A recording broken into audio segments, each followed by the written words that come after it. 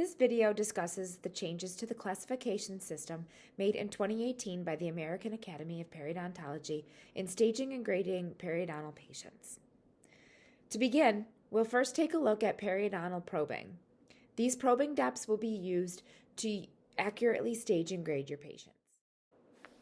Here we are demonstrating periodontal probing, measuring the periodontal pockets around each tooth. These pocket depths can be entered into your EagleSoft system. Next, we'll measure the area of recession from the gingival margin to the CEJ. These depths are recorded in EagleSoft by clicking the area that you would like to record, pressing gingival margin, and entering the probing measurement.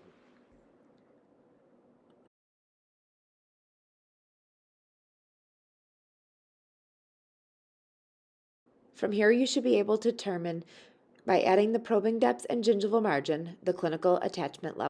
Charts such as these can be used to determine the radiographic bone loss.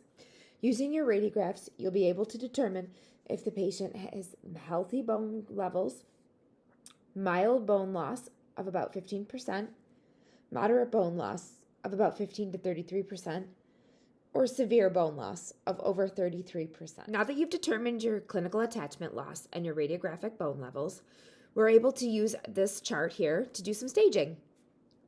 You're going to take your clinical attachment loss and you're going to find at what stage you fit into. Is it 1 to 2 millimeters, 3 to 4 millimeters, or above?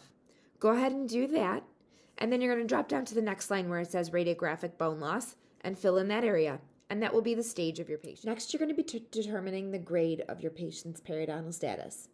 First, you can examine the patient and use direct evidence on if they have had any tooth loss due to periodontal disease. That'll be seen in the first column here. The second is your equation of the percentage of bone loss divided by their age. For this, you're going to need your radiographs and you're going to need to know what the age of the patient is. To calculate this, you can see below here that we're going to take our millimeters of bone loss, determine your percentage, and divide that by the age. In this right here, we're going to use 50% bone loss and the age of 50, which gives us a 1. A 1 would take us to grade B. So our patient would be whatever stage he falls into and grade B.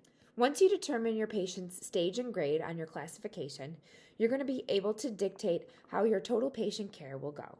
Will you be doing a straight prophy? Will you be doing a scaling and a root planing? Will you have periodontal therapies? All of these questions can be answered by taking the American Academy of Periodontology's classifications and putting them into practice. Happy brushing!